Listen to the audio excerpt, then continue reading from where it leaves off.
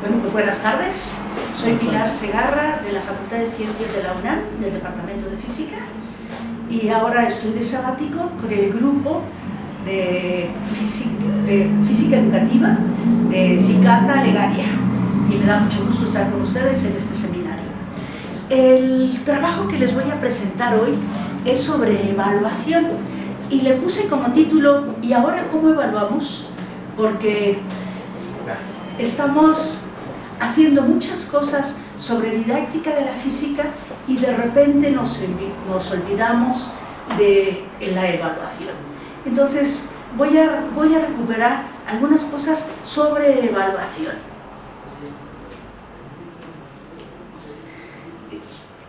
Me estoy basando fuertemente en la tesis de Alonso de la Universidad de Valencia, y después siguieron un montón de artículos de ese grupo con Gil a la cabeza, Daniel Gil. La tesis es del 92, la tengo por ahí, y el trabajo de ellos fue durante la década de los 90 muy fuerte en esta línea de las concepciones alternativas de los profesores sobre la evaluación y algo de los estudiantes, y dificultades que se presentaban en la evaluación. Entonces, lo que presento son cosas que he hecho en la facultad ya con profesores. Entonces retomo de los trabajos de ellos y un poco de la experiencia en la facultad algunas concepciones espontáneas de los profesores de física, porque sigo trabajando con profesores de física, respecto a la evaluación. Y muchos sí piensan lo que decía Daniel y el grupo, que se considera que resulta fácil evaluar las materias científicas porque ponemos un problema y ya. Sí, o sea, una cosa de ese estilo, cogemos los problemas de fin de capítulo y armamos una evaluación con eso. También hay algunas ideas, sobre todo después de hacer un ejercicio que les voy a presentar, que entonces tenemos que evaluar más objetivamente y a través de reactivos cerrados, mucho tipo tecnología educativa, me sigue saliendo a mí a trabajar con mis alumnos, de respuestas cerradas, de opción múltiple, para que sea más fácil calificar, resulte más justo y sea más objetivo. O sea, buscando todo eso. Acuérdense que trabajo con profesores de bachillerato, muchos de la Nacional de Preparatoria, donde el mínimo por aula, por clase, son 60 alumnos. Entonces llegan a tener 110 alumnos cuando son grupos de repetidores. Entonces para ellos es importante la rapidez a la hora de calificar y bueno, pues la objetividad, y que no les puedan discutir las calificaciones. Entre las concepciones alternativas se encuentra también como normal que muchos estudiantes no pasen. O sea, en el área de física no se considera raro que a lo mejor 50% de la clase no apruebe. Se considera dentro de los estatus y se considera como inevitable o natural, ya que la física no es para todos. Y esto se encuentra reflejada en la literatura internacional fuertemente, o sea, esta idea de los profesores. Ya cuando uno se mete a la parte de investigación educativa, empieza uno a decir, y a tratar de cambiar un poquito. También de las concepciones alternativas es que los alumnos no la hacen porque vienen mal preparados. Entonces se les suele hacer una prueba diagnóstica, ver que vienen mal preparados. En la UNAM sucede mucho con los de área 1 que van hacia las ingenierías. Y entonces la Facultad de Ingeniería tiene puesta un examen diagnóstico y meten en un examen de regularización. ¿Sí? A mí me gustaría que después de que pasan el examen de regularización, un semestre después, les repitieran el diagnóstico y se darían cuenta de que estaban igualitos que como estaban antes. Pero eso no se suele hacer. Ahorita aquí se los digo de que me encantaría, ¿no? Pero porque echamos culpa a la enseñanza precedente. Un físico del Instituto de Física de la UNAM decía: están mal en la facultad porque están mal en el bachillerato, están mal en el bachillerato porque están mal en la secundaria. Los profesores de primaria son un asco, es que no hubo preescolar, y decía, y acabamos diciendo, debe haber sido un mal parto, porque ya no hay ya no hay a quien echarles la culpa, ¿no? Entonces le echamos bueno, también se considera que la evaluación es fundamentalmente un instrumento para constatar y discriminar si los estudiantes aprendieron. Y lo puse en otro color porque no se evalúan otros rubros: el docente, los materiales, la institución, los programas. O sea, se evalúa a los alumnos como un suceso aislado. Y teníamos antes departamentales, no sé si ustedes tengan exámenes departamentales, pero ahora el profesor evalúa pues lo que él considera importante.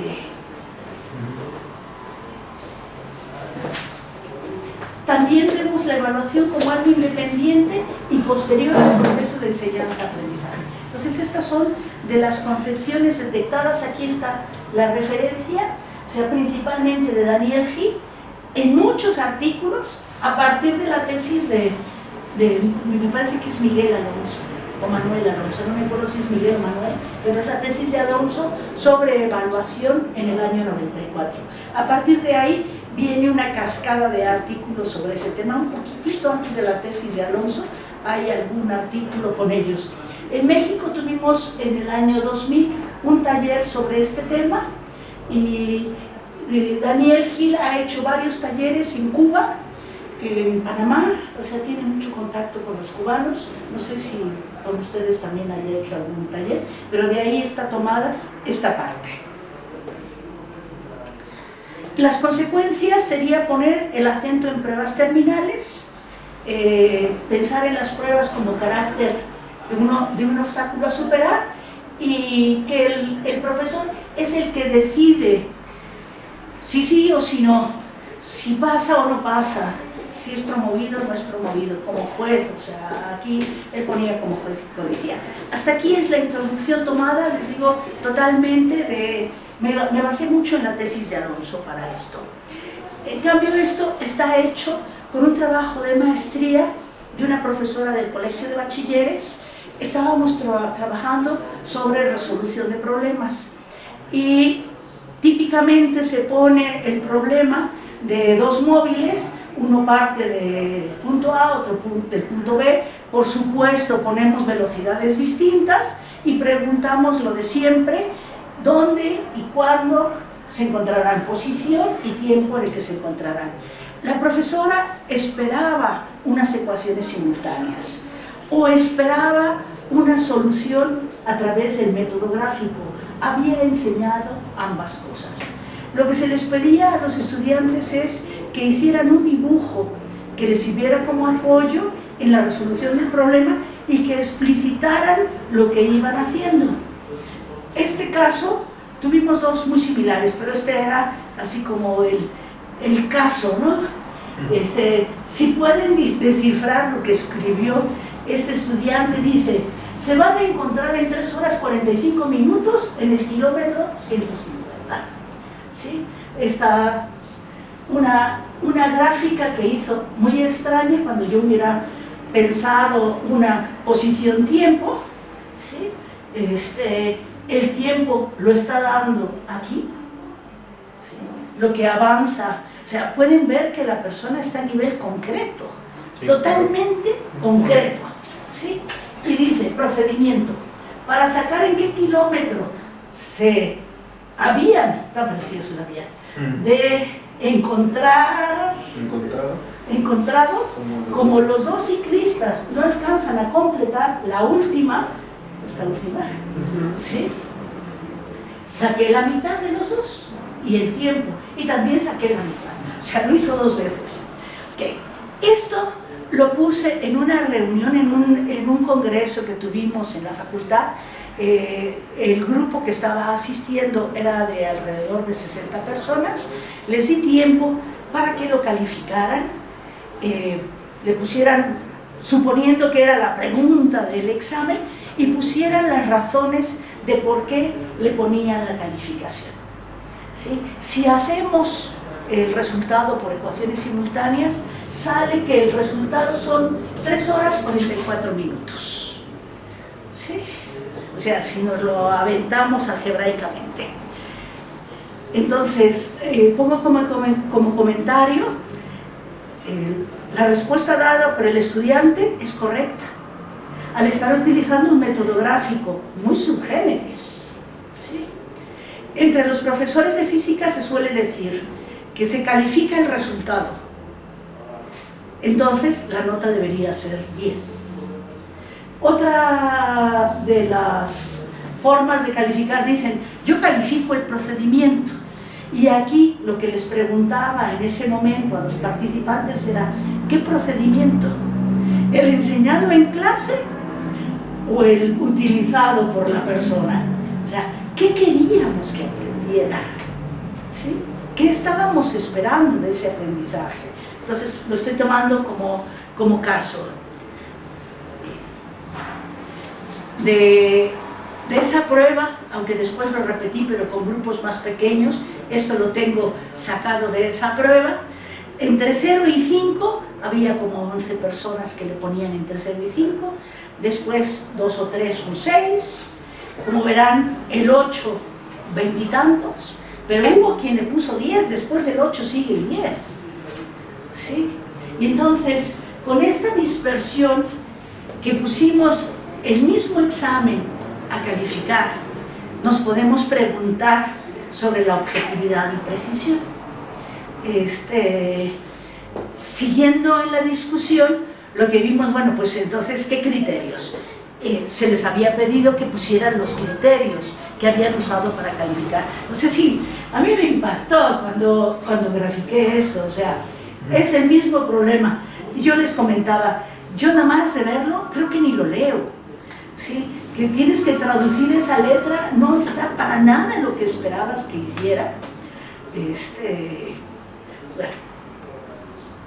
Las calificaciones bajas, dice, lo que tratas está dirigido al estudiante, lo que haces o tratas de hacer no tiene nada que ver con lo que se vio en clase.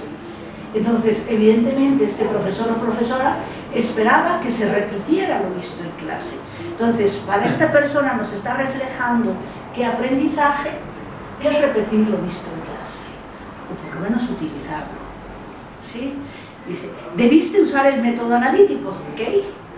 Dice, no se percibe cómo llegaste al resultado, es muy probable que copiaras. Pero bueno, ahí había un intento.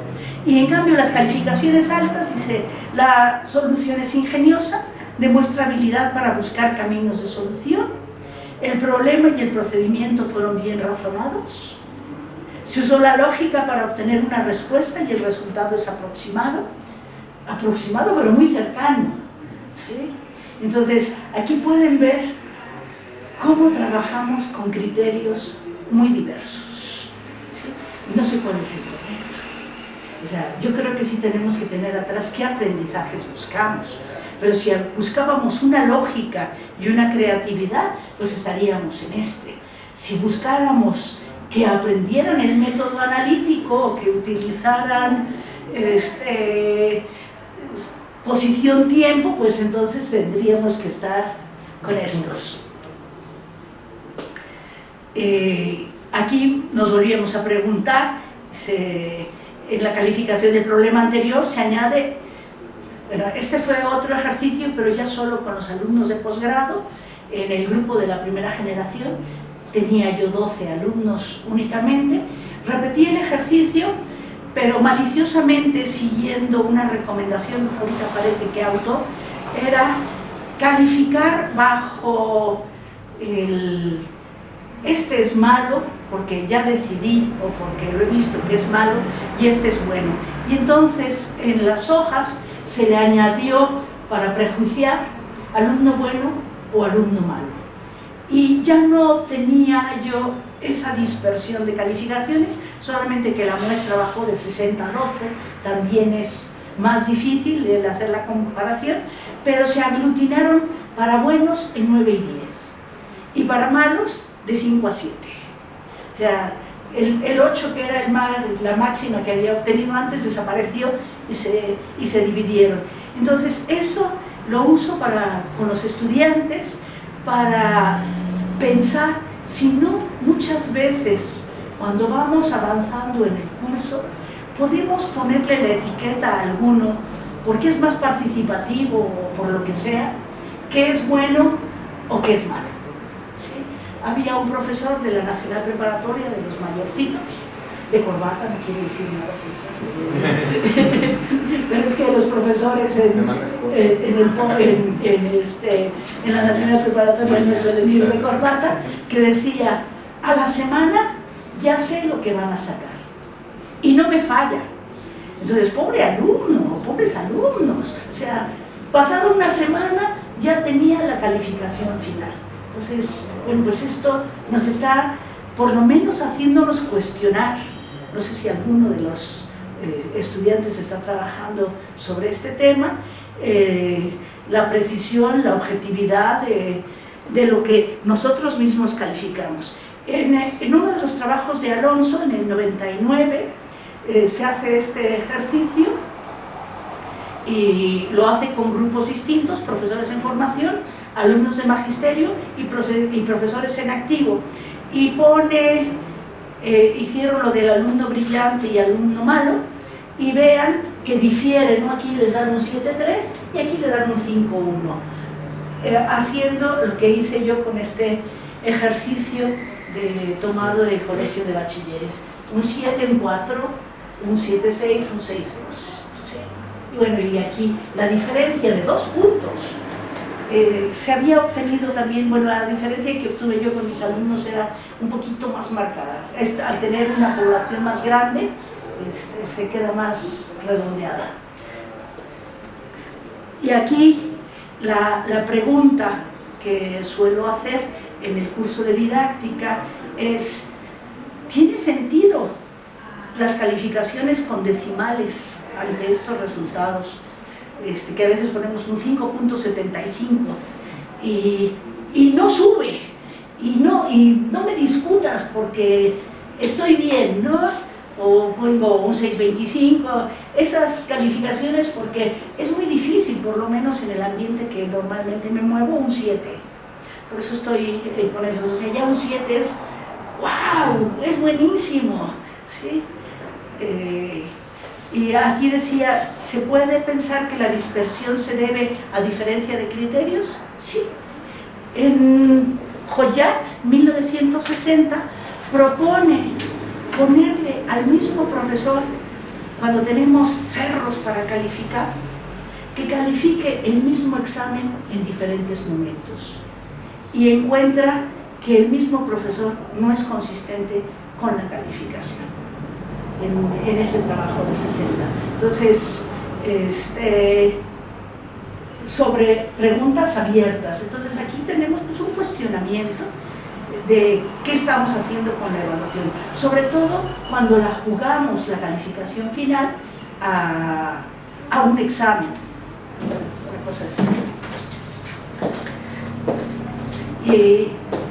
una de las consecuencias podría ser, si somos conscientes de la imprecisión de cualquier calificación, no tendremos dificultad en redondear o aceptar que nos discutan cómo estuvo la calificación, porque yo cuando estaba en física general me llegaban diciendo: a este le puso tanto y a mí que hice prácticamente lo mismo, y yo decía, es que no es lo mismo, pero bueno, con mucha resistencia de mi parte a modificar calificaciones a favor del alumno. Ahora ya un poco más vieja, con más experiencia y trabajando ya con los maestros, me doy cuenta que sí se podría hacer este redondeo y pensar muy bien la calificación final.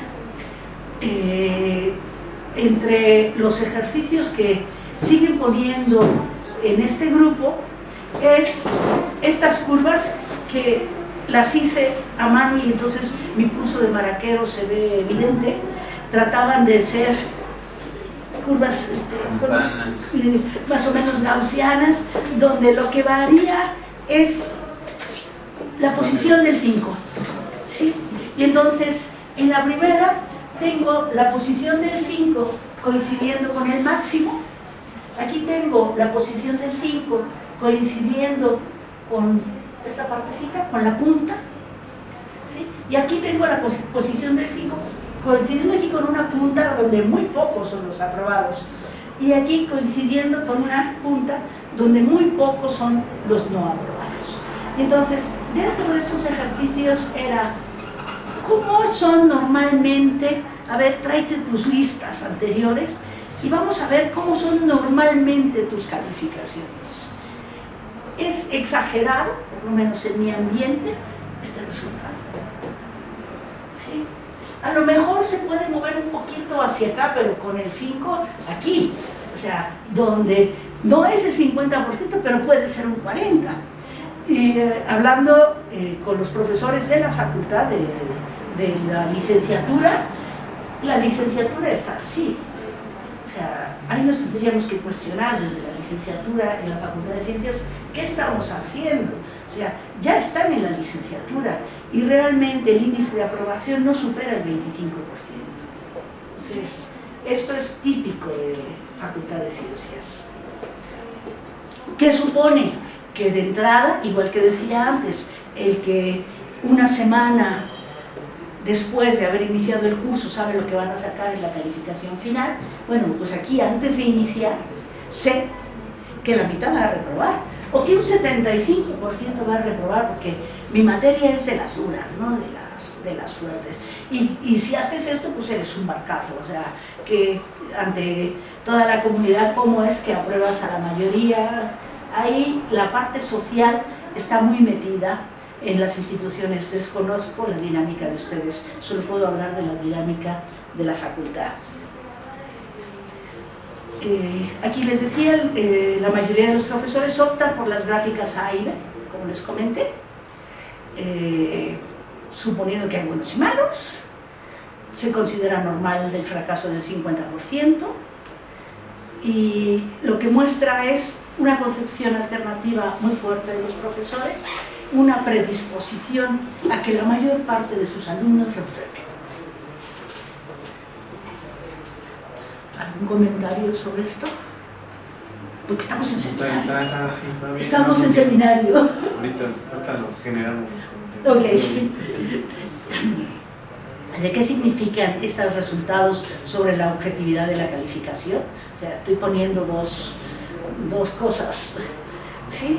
Dice, somos más objetivos si hacemos preguntas cerradas del tipo de las llamadas pruebas objetivas, o nos estamos yendo a niveles muy bajos de aprendizaje con las preguntas objetivas, porque son muy fáciles de hacer preguntas objetivas cuando son de reconocimiento, ¿sí? Son muy difíciles de hacer preguntas objetivas de análisis. O sea, me estoy moviendo en Bloom, perdonen que use Bloom, pero podía decir en PISA, ¿sí? O sea, el nivel 1 de PISA dice porque puede usar información evidente, y el nivel 6 de PISA dice porque es capaz de sacar información no evidente y utilizarla en casos nuevos. Entonces, por ahí. Esos son dos ejemplos realizados en los cursos y en un encuentro.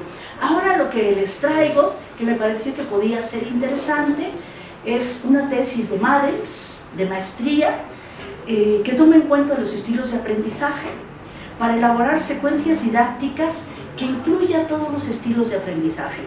Trabajó en termodinámica en el bachillerato y se tituló una semana antes de Semana Santa. O sea, les estoy hablando de un caso que acaba de pasar.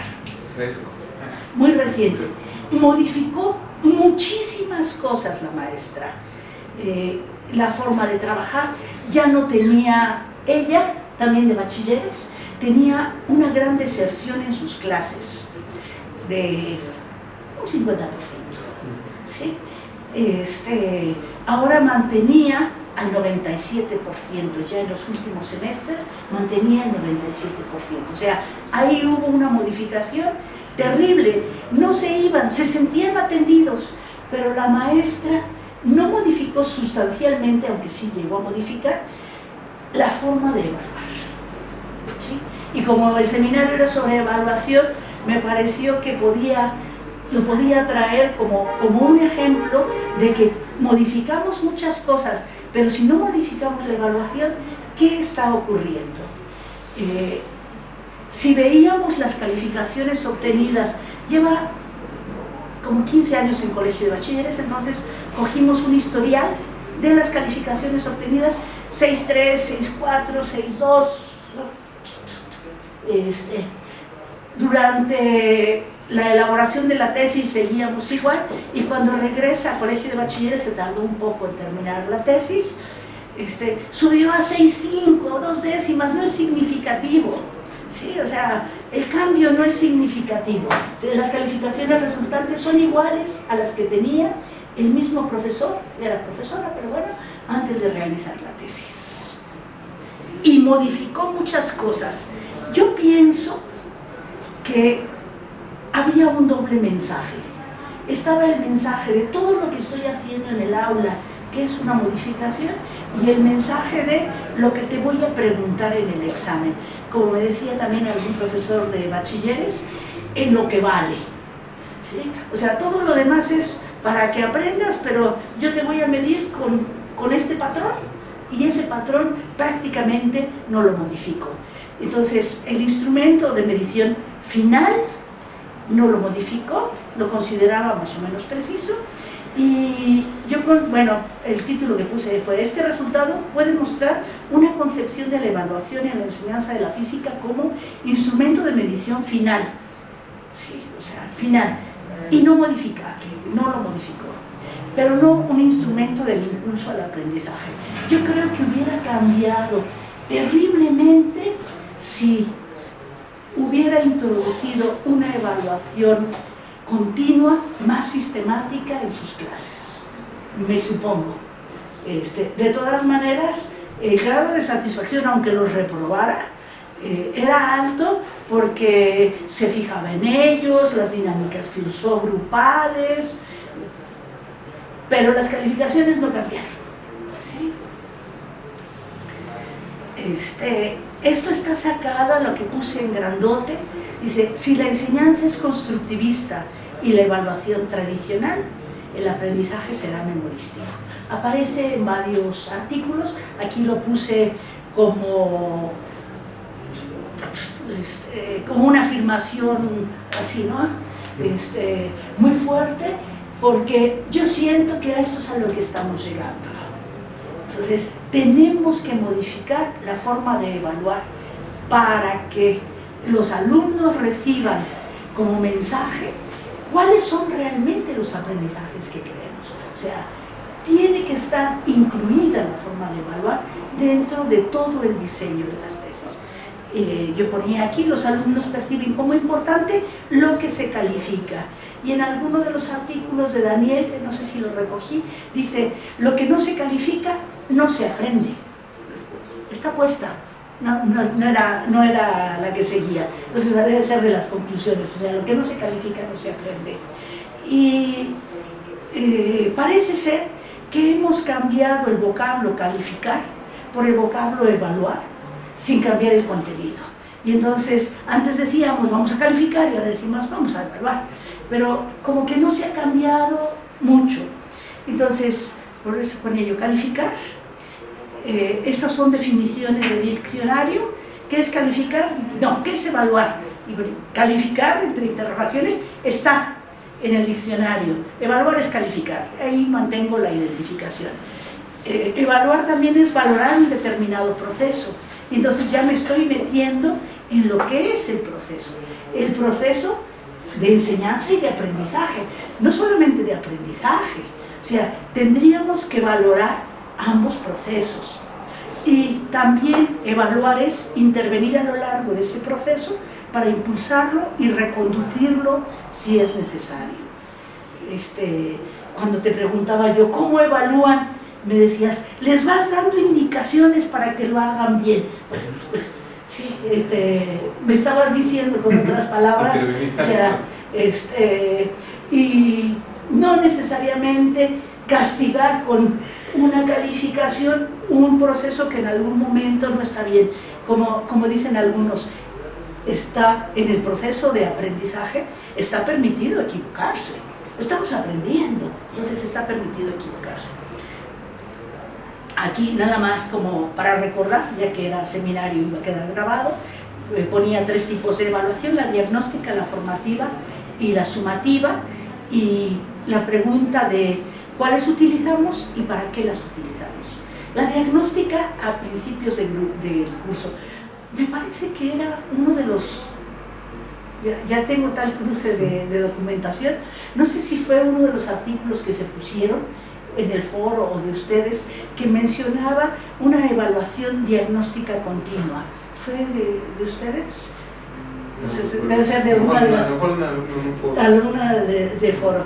Y yo decía, no puede ser diagnóstica y continua, y ya me mandaba al origen, donde este grupo considera muy importante la evaluación continua, pero la pone como diagnóstica en el sentido de que no afecta la calificación, pero puedo diagnosticar cada avance.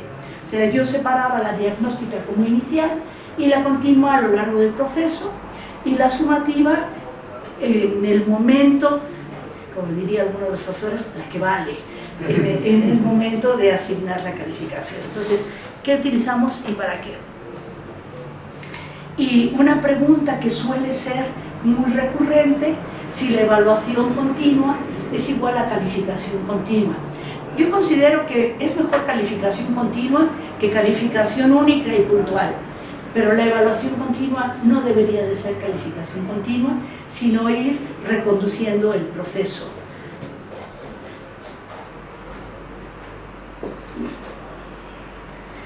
Se suelen tomar como objetivos de la evaluación asignar una calificación final a cada estudiante, ahí lo estoy identificando nuevamente con calificar, y como momento de evaluación sigue identificado con calificar, independiente y posterior al periodo de enseñanza, y un parón para hacer la prueba, o sea, interrupción de la enseñanza para constatar la adquisición de contenidos.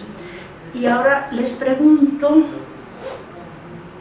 les presento otro trabajo, perdón, me fui por trabajos porque me parecía más representativo, era un poco ver qué había yo hecho también y presentarles por dónde he estado trabajando. Entonces, en este trabajo también es una tesis de maestría, no se ha titulado, es de las maestras que tienen 35 horas de clase frente a grupo. Entonces espero que cuando termine de la Nacional Preparatoria, en este caso, cuando termine ahora a finales de abril el curso, pueda tener 2 mesecitos para sacar el trabajo, que está bastante hecho. Es una tesis de maestría con énfasis en la evaluación formativa. Ahí no pusimos el énfasis en todo el proceso de enseñanza, sino su hipótesis era: voy a lograr mayores aprendizajes y aprendizajes de mayor nivel si estoy en una dinámica de evaluación formativa constante. Evidentemente le llevó a reestructurar toda la clase para poder estar en evaluación continua. Era una maestra de Romilio Tambuti, decía TTL y ahora ya le cambiaron a otra tecnología, no me acuerdo qué, pero Romilio era tablón, tiza y lengua, o sea, pizarrón, hablar y algo con que escribir, ¿no? Era de ese estilo la maestra. Yo puse pizarronero, ¿sí? Se modificó en gran medida la forma en que enseñaba ella, ya que el énfasis en poder estar viendo, o sea, poniendo el termómetro de qué aprendizajes iba logrando y si la mayor parte iba con ella, hacía que abandonara esto. La dinámica la forzó, bueno, a poner muchísima atención en los estudiantes. Entonces ahí respetamos a Ausubel, de que lo primero que tenemos que hacer es saber lo que el estudiante conoce y actuar en consecuencia, y poner en el centro al estudiante. Entonces, con esto estábamos poniendo ya en el centro al estudiante, que son los puntos que puse ahí. Se introdujo fuertemente el trabajo en grupo, no solo en el laboratorio, que eso es lo que deberíamos tener, o sea, en el laboratorio formábamos equipos, sino dentro del aula. Eso coincide con lo que presenté de la tesis anterior, que hace mucho trabajo en grupo.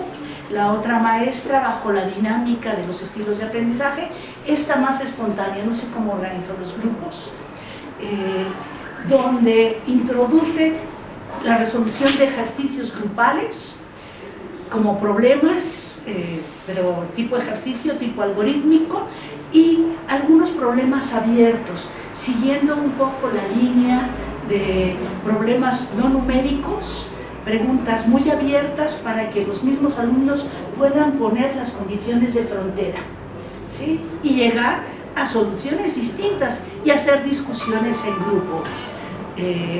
Puse problemas sin datos, no repetitivos, con una retroalimentación inmediata a los ejercicios en las puestas en común y una corrección por los alumnos que los lleva a tener una parte metacognitiva sobre qué fue lo que hice, en qué me equivoqué, no copiar la respuesta correcta, porque al haber un montón de caminos y un montón de respuestas, bueno, ¿qué condiciones estuvimos poniendo en el equipo? Está poniendo exámenes en grupo, parece que no le está resultando bien, pero bueno, por ahí va.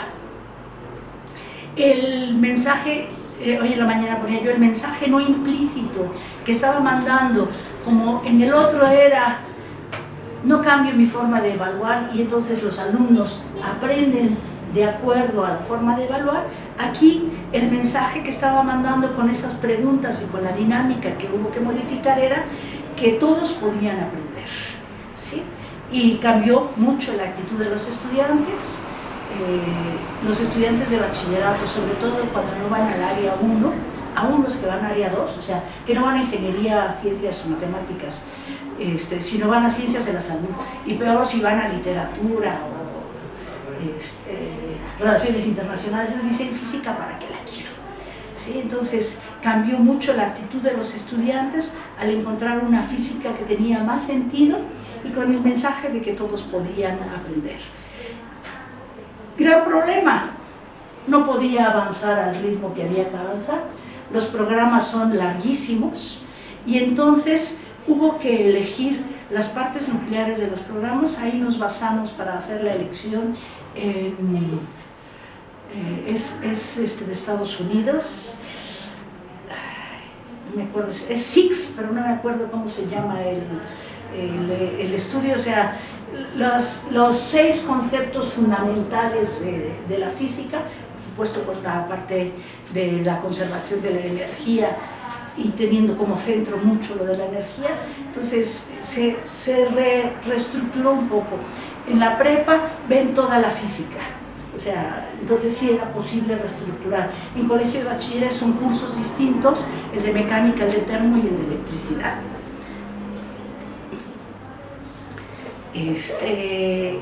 Pros de la evaluación continua, estoy basándome en el taller de Gil en el 2000, impulsar un trabajo diario y comunicar seguridad en el propio esfuerzo, ¿sí? Porque se vale equivocarse, estoy haciendo ahí. Dar información al profesor y a los alumnos sobre los conocimientos que poseen y sobre las deficiencias, ¿sí? Sobre comprensiones no correctas de lo que queremos que aprendan en ese momento, haciendo posible la incidencia inmediata sobre las mismas. También sobre los progresos realizados, contribuyendo así a crear expectativas positivas. Y no como calificación continua, pero esta dinámica nos puede llevar a saber quién está trabajando, cómo está trabajando, si no está asistiendo, si cumple con las tareas, más que calificar una tarea, y entonces nos lleva a tener un número elevado de resultados de cada alumno, reduciendo sensiblemente la aleatoriedad de una valoración única, ¿sí? Que sigue habiendo exámenes, evidentemente.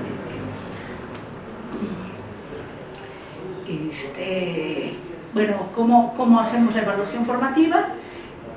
Preguntas intercaladas, ¿sí? Pero no un entendieron.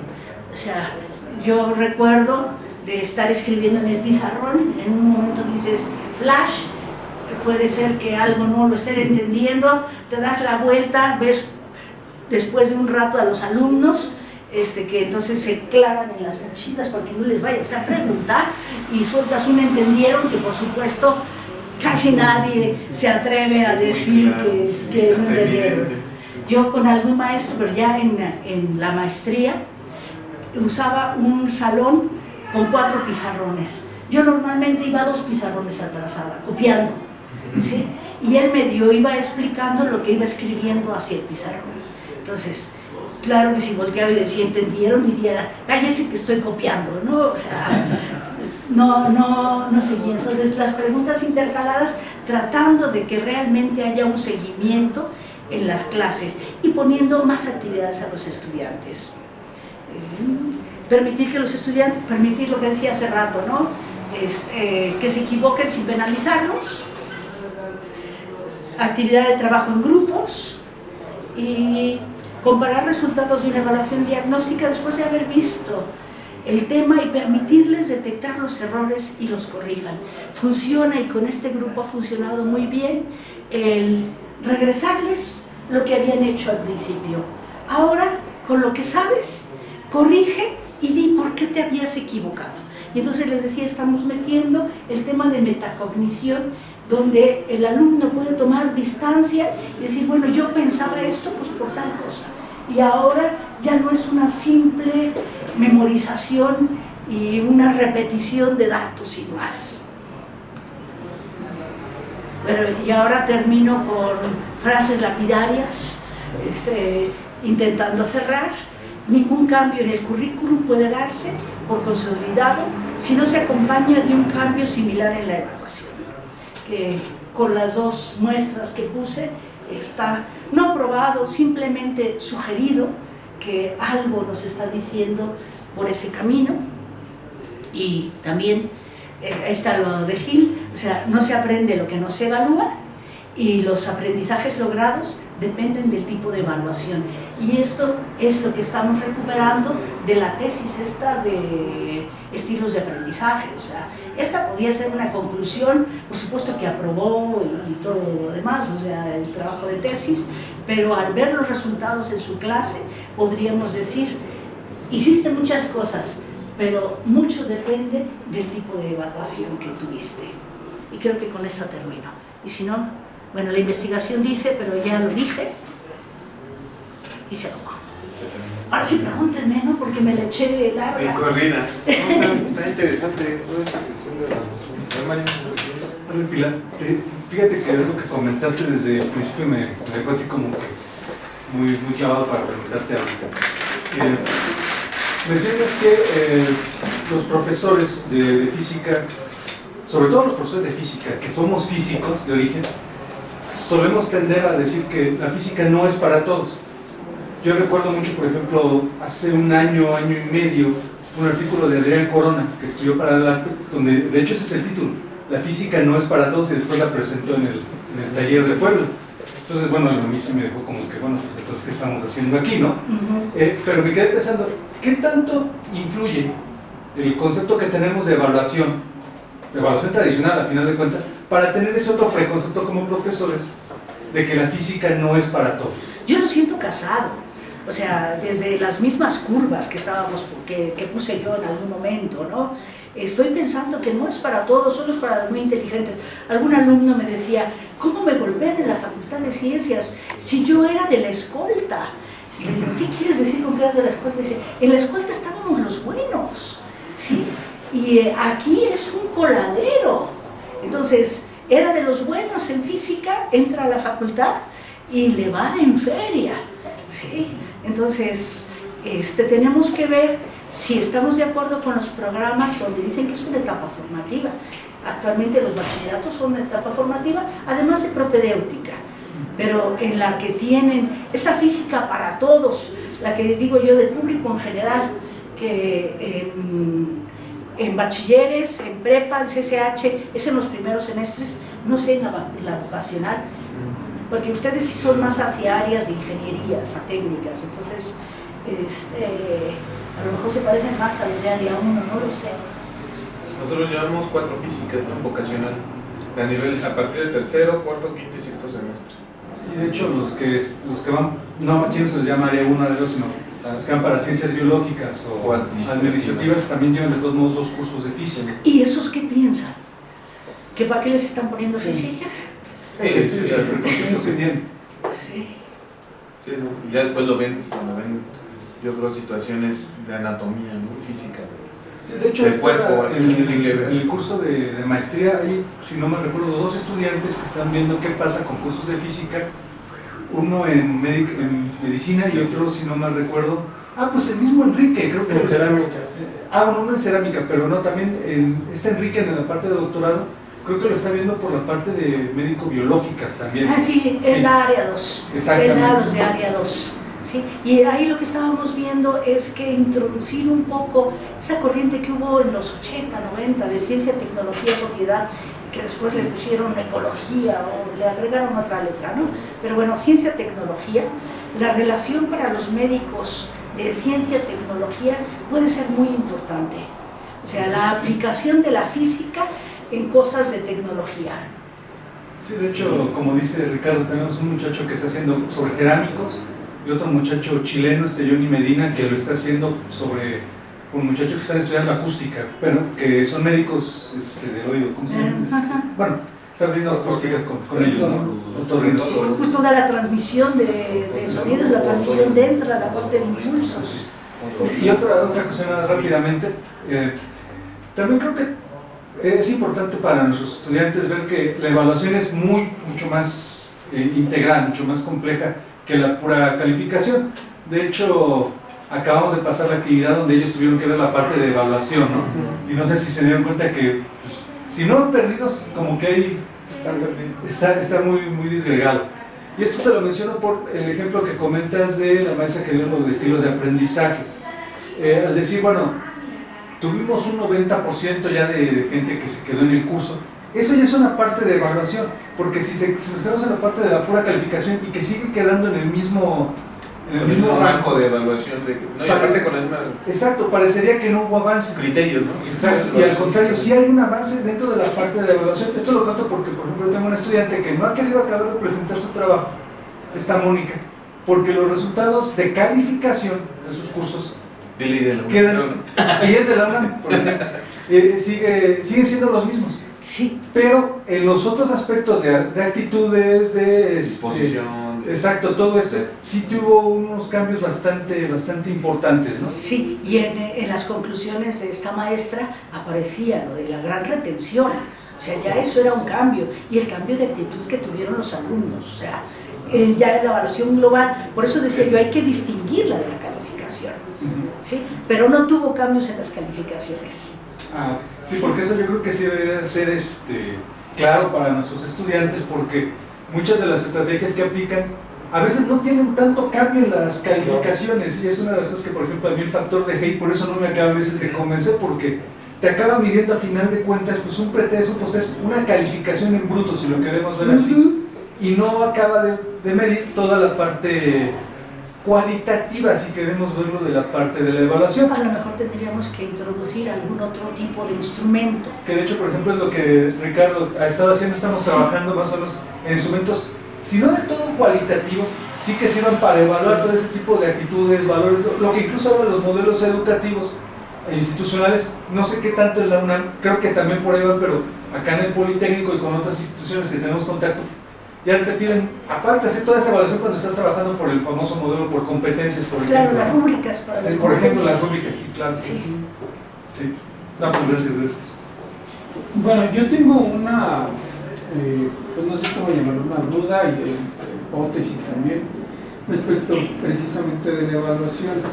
Creo yo que la evaluación no puede cambiarse, por lo menos la concepción que tienen que tenemos todos los profesores, si no se cambia incluso hasta el propio sistema educativo en el sentido de cómo pasa de un estudiante de un nivel al otro. ¿A qué voy?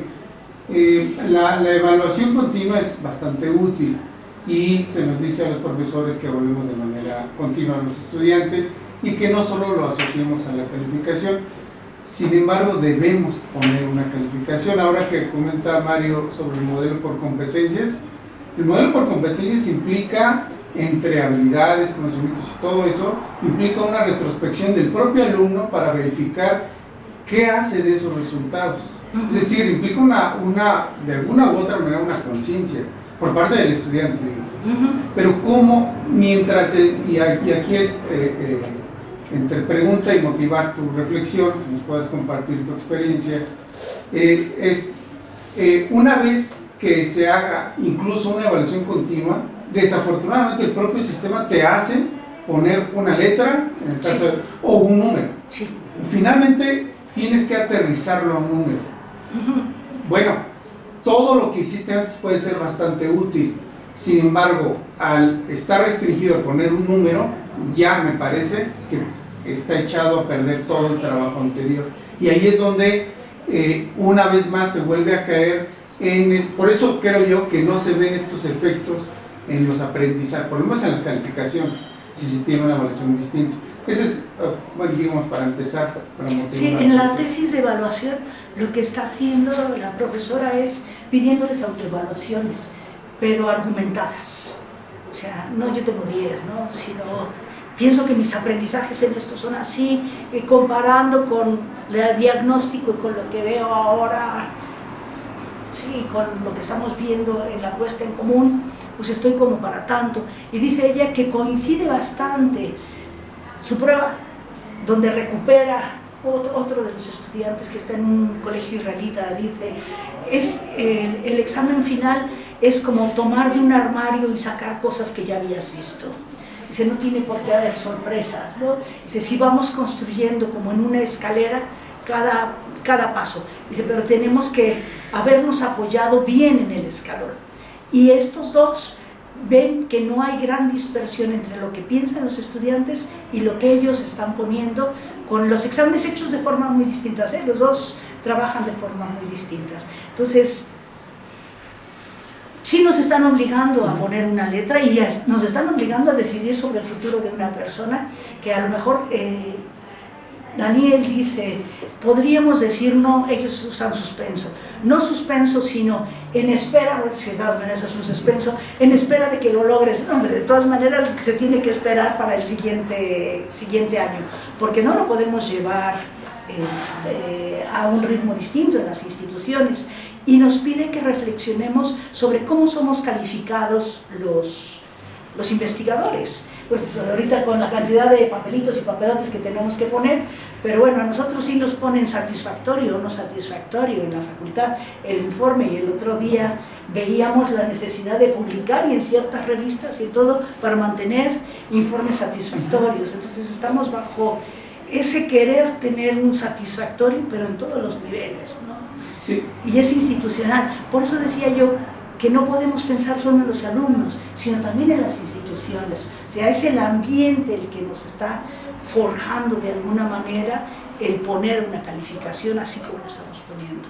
Sí, y lo relaciono con el ejercicio que pusiste en bueno, esto del estudiante de los ciclistas.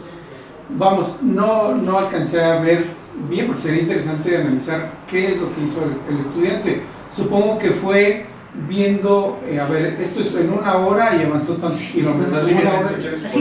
Sí. A lo mejor hizo eso, ¿no? Eso fue lo que hizo. Pero bueno, eso de alguna u otra manera habla de un nivel conceptual del estudiante, entendiendo una velocidad como una razón y entendiéndola como... concreto, una idea concreta. Exacto, es totalmente concreto. Pero quizá lo menos, lo que puede indicar ahí es que quizá lo menos común... 1 hora 40 kilómetros, otra hora 80, otra hora 120, y así fue. Y otra hora se le pasa de donde se cruzan, y es cuando dice, y saqué la mitad, bueno, y otra vez la mitad. Lo que menos puede, lo menos raro, digamos, en los estudiantes con este tipo de problemas es utilizar este tipo de soluciones, y lo más raro es que utilicen la gráfica de distancia contra tiempo. Vamos, el tiempo desglosado o una gráfica bidimensional donde tengas tiempo y distancia, pues incluso no surgió en la historia de la física inmediatamente, pues surgió mucho tiempo después. a lo mejor es lo más común ver este tipo de resultados y analizar este tipo de resultados. Eso tiene que decir mucho para un profesor que quiere evaluar el aprendizaje de conceptos, Sí. por ejemplo. Este resultado se utilizó para separar, pues finalmente tengo los dos ejes, para separar y comparar y volver a ir con ellos para decir, en este punto, este está en esta posición, ¿qué es lo que está haciendo aquí?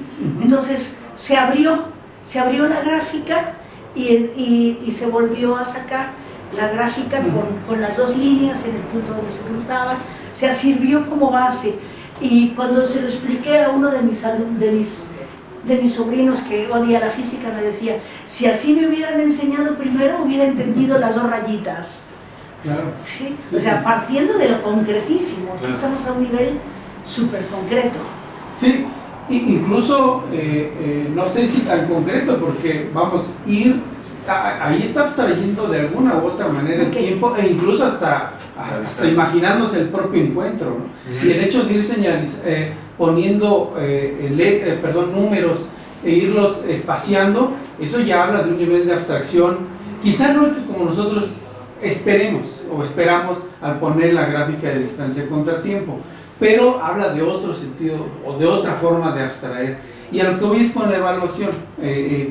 Vamos, quizá poner un número sería encerrarlo a ese estudiante, y digo, así desafortunadamente tenemos que entrarle al juego todos los profesores, pero quizá nada más decir, otra manera de evaluar, otra manera de medir o de valorar el aprendizaje puede ser necesario, que no únicamente la calificación, a eso Y caemos otra vez en las rúbricas, o sea, aquí está mostrando que hay, como dices tú, tiene claro la idea de posición y tiempo, o sea, los cambios. Y es que también es curioso el que pasemos de evaluadores a ser evaluados, ¿no? Cuando volvemos a ser evaluados, reaccionamos totalmente diferente. Esto lo acabamos de ver con la gente que estamos investigando en Coahuila. Por ejemplo, se les dijo, a ver, resuelvan a los profesores, por favor resuelvan el péndulo simple. Y yo, te dicen, no, ¿por qué? O te dicen, no, es que, ¿o qué tiene truco? O qué, entonces, cuando les dices, a ver, enséñame cómo das tú la clase del péndulo simple, la dan sin ningún problema. El problema es cuando son evaluados, ¿por qué? Porque estamos esperando, como dices, una calificación, y ahí tenemos un preconcepto sobre la evaluación. Y es curioso porque, por ejemplo, ahorita que estamos trabajando con Gaby, con los niños de kinder, ahí no les puedes poner una evaluación con un número. Entonces, ahí el trabajar con rúbricas y todo esto pareciera más natural que trabajarlo para gente de maestría, por ejemplo. Licenciatura. O de licenciatura. Sí, bueno, yo lo veo muy interesante, nada más que creo que caemos en esto de la evaluación en algo un tanto cuanto contradictorio, ¿no? Porque la evaluación tiene que ser objetiva, pero todo el proceso educativo pues no es objetivo, o sea, es objetivo desde el punto de vista de que es una interacción social y pues todos tenemos diferentes formas de resolver un problema. A lo mejor hay que cuestionar la objetividad. Exacto, yo creo que habría que llegar a un punto más adelante en esa cuestión, ¿no? De decir, a lo mejor, ¿por qué? Porque nosotros, aparte de los modelos educativos y los sistemas más bien educativos, no tanto los modelos, los sistemas educativos actuales pues nos encasillan y hacen un sesgo importante respecto a las habilidades que realmente está desarrollando el alumno. Porque decir, quiero que, de acuerdo, ¿no? Al basarlo en competencias, quiero que el alumno resuelva un problema, pues sí, pero ya ahí es un abanico de posibilidades, ¿no? Y cómo le das un valor, si sí o si no, cuando al fin y al cabo llegas al resultado. De hecho, va a pegar con la normatividad institucional, ¿no? Porque los modelos, igual, sí, no, teóricamente te dicen, no, la evaluación es así muy bonita, como decía Pilar, y si te dicen, exacto, por eso lo de la profesora de estilos, ¿no? O sea, bueno, sí está muy bien, mucha participación, mucha interactividad, pero tú tienes que apegarte a la restricción, ¿no? Institucional, ¿no? Sí. En todos lados. Eso, yo creo, la institución como fija sus políticas de evaluación, y entonces se hace caer en una contradicción, pero sería cuestión de que aquí mi pregunta va más en el sentido con esta maestra de estilos de aprendizaje. ¿Por qué ella al final se tuvo que apegar, desde el punto de vista personal, a cuadrarse con la política institucional cuando ella desde un principio sabía que no iba a convivir en ningún momento la forma de evaluar institucional con su metodología de trabajo. No tenía Entonces, tan introyectado que tenía que cambiar su manera de evaluar. Ah, ok. Entonces, sí, O porque sea, a mí me explicó un para poquito. ella era casi secundario el cambio de actitudes, o sea, la tuvimos que recuperar para la tesis diciendo, mira, sí lograste cosas, aquí cambiaron las actitudes, aquí tienes retención, porque decía, no cambió nada, pero no veía necesario cambiar la forma. La evaluación. Ah, ok. Sí, eso es importante porque me brinca un poquito. Dice uno, bueno, pues es que si ya sabes que estás modificando tu didáctica, tu manera de proceder respecto a la enseñanza-aprendizaje, pues también la forma de evaluar va a cambiar de manera automática. Como consecuencia, claro, no sé si no es evidente, ¿no? Pero aquí a lo mejor lo que hemos trabajado es esa situación, ¿no? Que sí lo consideramos. No vas a evaluar igual, porque pues, los alumnos no van a hacer lo mismo que vienes haciendo con un esquema magistral, ¿no? Donde tú nada más separas, explicas. Entonces la evaluación cambia completamente. La evaluación cambia completamente. Y sí es importante, no sé si ustedes estén trabajando con definir, hacer este cambio, porque siempre tenemos que pensar en una parte cualitativa, cuantitativa y brincar entre ellos. Si ustedes definan varias variables, es que fue la pila que se la acabó.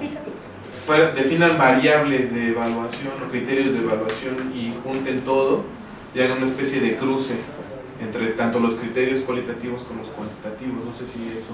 Lo estoy haciendo con esta otra, que está trabajando en evaluación, pero con la maestra de estilos de aprendizaje lo hicimos. Ok, sí, porque algo importante, bueno, que yo he visto en la parte de evaluación es la cantidad de datos que te arroja. Sí. ¿No? Es enorme. ¿No? Por eso, bueno, invité aquí a Alex para que se incorpore, porque es mi alumno de doctorado y está trabajando en algo que se llama minería de datos educativa, que es todo eso, toda la evaluación, las actividades, la evaluación continua, los resultados, pues tenemos que tener una manera de analizarlos de manera, un tanto cuanto cuantitativa y cualitativa, porque entran cuestiones de que tenemos nada más que ver cuántos estuvieron de acuerdo en la didáctica presentada, cuántos no les agradó, identificar estilos de aprendizaje, cuáles son los que resaltan de nuestros grupos. Entonces, sí sería bueno, ya a lo mejor más adelante nos presentarás esa parte del trabajo donde ya empiezas a definir bien las variables, ¿no? Y cómo usarlas, cómo correlacionarlas para que tengamos un poquito más de objetividad, que yo todavía tengo ahí cierta cuestión, cierto cuestionamiento, pero está muy, muy interesante el trabajo y pues felicidades a los que estamos ahí. Gracias. Solo, ¿tú qué sugerirías para una evaluación conjunta entre materias afines, digamos? Por ejemplo, en física se da, por supuesto, mucho el uso de matemáticas. Y es nada más como una pregunta con una sugerencia. Si es posible que se logre, que se pueda evaluar entre dos disciplinas afines.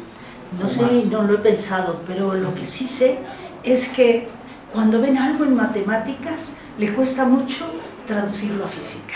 O sea, como que tienen sus cajoncitos y esto lo vi en matemáticas separado y la parte de física hay que hacer un gran esfuerzo para recuperar lo que se vio en matemáticas.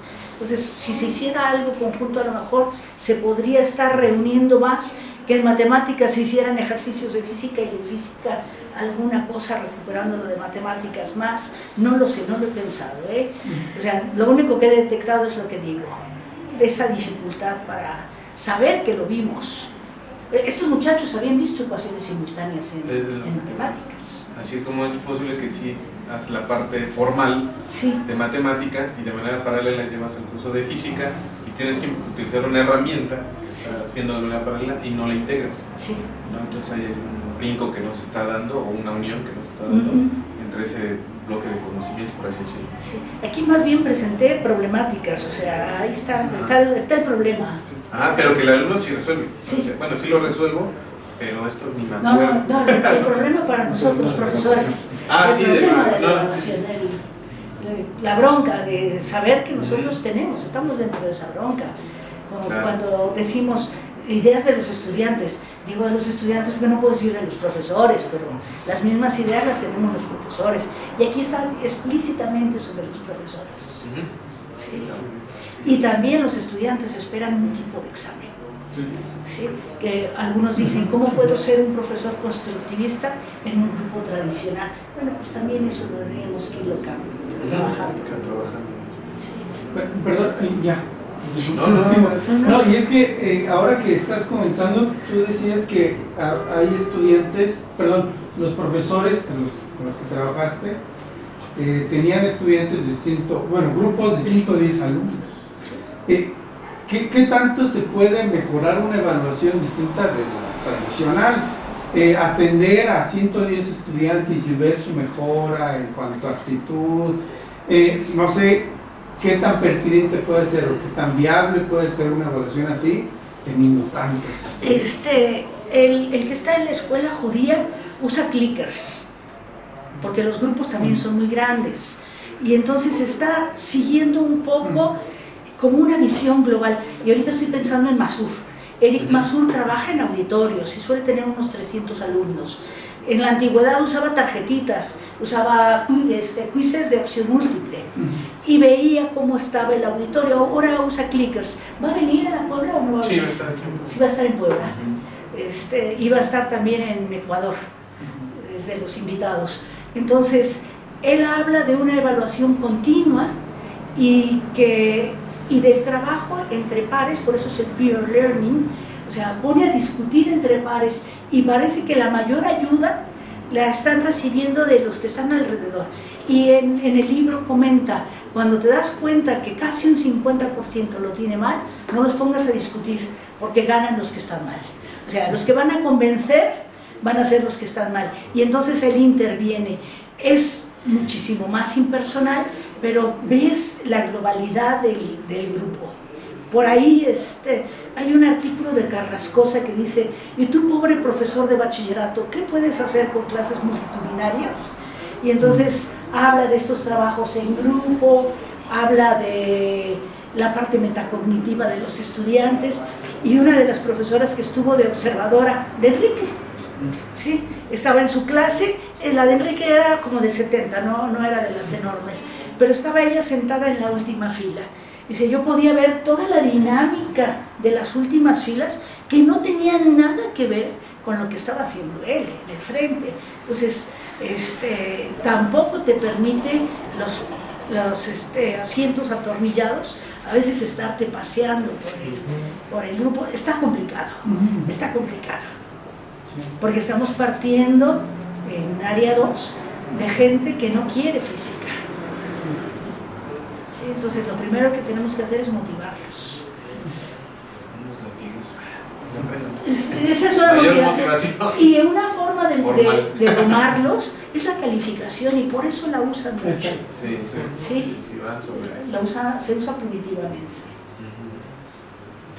Y luego, bueno, tenemos ahorita un problema que está afectando mucho a la educación, no nada más a nivel nacional, sino a nivel mundial, que es la cuestión de las evaluaciones internacionales.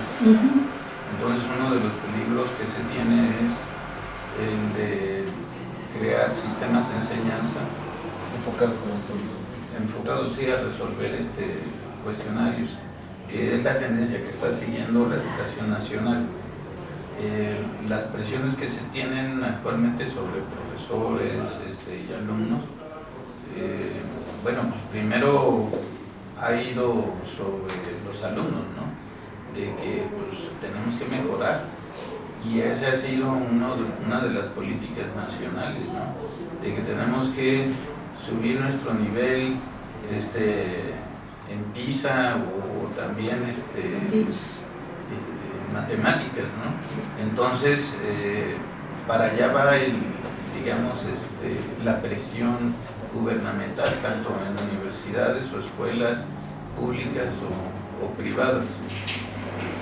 Y luego ya después pues, viene la presión ahora sobre los maestros, ¿no? Donde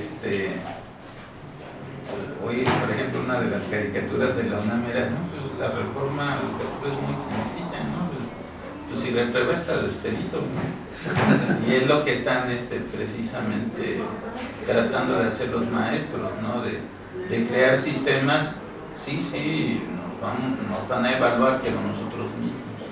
Una autoevaluación que pues obviamente es un tema de los más complejos en educación, porque, o sea, a las necesidades actuales, tanto de universidades como te digo, de gobierno, de niveles más bajos, si uno presenta los resultados, por ejemplo, de la profesora que comentas de termodinámica, pues va a decir, no, pues está bien, pues, aunque haya habido cambios en la actitud de eso, pero no nos sirve. O sea, no sirve, simplemente. Lo que yo requiero es un modelo donde me asegures que va a haber cierta mejora. Si no, pues obviamente no es. Aparentemente la de evaluación, pero necesitamos ver el trabajo más redondeado. Ahora fíjate, hay sistemas aquí en México donde se crearon algunos. Siéntate, no, pues. Algunas, por ejemplo, en el caso del IEMS, donde en el bachillerato del IEMS no hacen exámenes, o sea, tienen una evaluación continua, y platicando ya con los profesores, que tenemos a varios de ese sistema, pues obviamente si hicieran una encuesta y fuera decisión de ellos, pues no seguirían con ese modelo. Ahora, pues es una realidad, ¿no? De que si tú comparas sistemas de evaluación, no sé, de Europa, Norteamérica, Sudamérica, y uno aquí en México en algún sistema quiere pues borrar así los exámenes, y al muchacho lo formas en un modelo que es ajeno y que pues obviamente lo estás desarmando cuando va a llegar de nuevo a enfrentarse a la cuestión de los parciales, a la cuestión de proyectos terminales, etcétera. Pues esa es una gran desventaja, ¿no? Y por la otra, esa tendencia, ¿no?, a preparar al alumno a pasar encuestas, ¿no?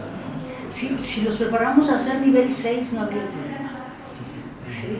Donde pueden abstraer datos, hacer análisis, sacar conclusiones no evidentes. Entonces, si le tiráramos al nivel 6 no hay problema. ¿Sí? Si le tiramos a nivel 1 o 2, que estamos, una gran población está por debajo del nivel 1 en México. Entonces, ahí sí habría problema. Luego, por ejemplo, a mí me llama la atención lo de esa tesis, ¿no? Porque de termodinámica, porque pues obviamente cuando un profesor empieza a cambiar ciertos esquemas, pues requiere un empleo muy grande de tiempo, de recursos para pues meter una metodología, ¿no? Y si en este caso fueron secuencias didácticas, pues no sé, habría que ver de qué tipo fueron, cómo fueron. No, estaban bastante bien. Yo el punto débil que veo es a la hora de hacer sus exámenes. ¿Sí? Yo le pedí exámenes anteriores y no me los quiso mostrar para checar los exámenes anteriores con los nuevos, qué avance había. Bueno, su dijo que no lo tenía. ¿Qué dices? Su secreto industrial. Sí, porque te digo, pues obviamente. No, hacer todos los materiales, la secuencia, diseñarla diseñarlas aquí con un tema, ¿cuánto nos tardamos? Sí, y bueno, la cosa también de que no hay así luego tantas experiencias, ¿no?, de grupos o de investigación al respecto. Por eso pues sería interesante ver. Sí, trabajó durante 4 años, pero con 50 horas de clase. Esta era de las que tenía. No, sí, por eso es igual si dices, o sea, estaba saturada de clases. Sí. Y ahora, ¿qué tipo de secuencia estaba haciendo? Un trabajo colaborativo. Si era también por estilos de aprendizaje, pues imagínate, pues tener que dividir entre 3 y 4 estilos, quizá hacer secuencias así muy focalizadas. Hizo los equipos mezclando los estilos para que entre ellos se complementaran. Esa situación también, sí. O sea, pues es un tanto complejo, ¿no? A lo mejor en cuanto a los resultados hubo un problema de metodología, o sea, de realizar al menos ahí las cuestiones, ¿no? Ya del análisis de datos o un error ya de metodología, pues de haberlos quizá mezclado y más bien haberlos mantenido separados, y haber hecho secuencias específicas, ¿no? No sé, es así, es algo así como muy complejo, ¿no? Ujú. Y luego, por ejemplo, lo que mencionas de Gil, yo tuve una experiencia con él que en lo personal pues, no me agradó, porque asistí a uno de sus talleres y a final de cuentas nos agarró nada más de conejillos de indias. O sea, ya cuando estábamos ahí, a mí sí... ¿Ya cuando se sintió usado? No, porque pues al principio llegué y luego, ¿cómo te pasó ya? Como, no, ¿y qué vamos a hacer? Y que esto y que lo otro. Y era una vil encuesta. O sea, que nos estaba usando pues para sacar una... Para sacar datos. Para sacar datos. Entonces ya cuando estábamos ahí, estábamos Moltó, estaba yo y decía, le dije, pues nada más nos está, y Josefina y todos estaban, pues nos está agarrando aquí de sus conejillos de India. Y decía, no, por favor, no platiquen, pero solo esto. Y en el taller que duró así algo, bueno, todo el tiempo que duró el taller, pues obviamente no gustó, ¿no? Porque lo único que vimos ahí era de que pues, su interés era sacar un artículo, ¿no? Y que publicó lo que sea el desinterés de los sobre evaluación de profesores, ¿no? Cuando pues no era, yo dije, no sé, pues ahí como que también pues afecta mucho, ¿no? La evaluación, ¿no? Porque algunos pues simplemente ya la hojita esa, pues, y ya se la devolvieron y ahí está, y vámonos, el que sigue, ¿no? El curso que sigue, o lo que viene del programa. Y ya, pero pues sí, definitivamente pues falta mucho, ¿no? Trabajar sobre la evaluación y pues crear, no sé, algunas escuelas, ¿no? Yo por ejemplo, no sé, hubo una licenciatura en la que me metí del área social y sí, definitivamente me desanimó porque como eran cursos semiabiertos, el curso era, bueno, ahí está el texto y bueno, pues estudiando el examen es dentro de mes y medio, entonces un libro que era el triple de esto, ¿no? Estoy revisando conceptos, autores y todo y según yo, pues yo ya bien preparado, ¿no? Según yo ya traía los modelos principales que traía el libro y todas las tendencias, etcétera. Y ya cuando voy viendo las preguntas, porque mandaban el examen desde Roma, desde Italia, y ya cuando venía, ¿cuál fue el autor que presentó en 1978 esta corriente? Y no, pues no, y esa vez me acuerdo de pensar que yo iba a sacar un 10, pues aquí como 8 casi de panzazo llegué, y sí le dije a la coordinadora, le digo, oiga, o sea, se me hace totalmente ilógico, increíble que a este nivel nos den un libro y que de un párrafo aislado por ahí de 2 líneas del libro le hagan a una pregunta. O sea, eso se me hace increíble. Eso era memoria pura y dura. O sea, este sistema entonces me aprendo de memoria el libro y ya que me pregunten como un robot sin analizar. Y ella me decía, bueno, pues es que es así el sistema y pues debe de tener más cuidado para la siguiente, y efectivamente a la siguiente pues ya traía el libro así ya separado, casi memorizado, ¿no? Pero era ya menos material y efectivamente pues lo pasé ya muy bien, pero como te diré, el alumno precisamente se va preparando para eso. El tipo de preguntas que hacemos. Sí, o sea, para el tipo de instrumento que te aplican. Y luego, pues ya después si te preguntan, oye, y a ver, por ejemplo, ahorita ya ni me acuerdo de qué era esa pregunta. O sea, más o menos, es una cuestión filosófica, ¿no? Pero de ahí más que era o para qué, pues no, ya no. Ese es uno de los grandes problemas. Pero, ¿cómo te diré? Pues en física nos hace falta mucho eso. Aquí nosotros, y lo mismo en matemáticas, ¿no? Porque, por ejemplo, los modelos así internacionales engloban matemáticas, física, ciencias en general. Bueno, algunos separan matemáticas, lenguaje, ¿no? Escritura, pero pues no tenemos, o sea, la tendencia, fíjate, nacional es importar modelos extranjeros. En alguna ocasión a mí me dio un curso de filosofía de la ciencia el que era el director adjunto del Instituto Nacional de la Evaluación. Entonces, en algunas de las clases nos llegó a platicar cómo aplicaban la prueba PISA. Y luego decía, pues, ¿saben qué, muchachos? No voy a venir la otra semana porque vamos a aplicar la prueba PISA y no nos vamos a... Y ya, bueno, y a ver, ¿y qué, cómo le hacen?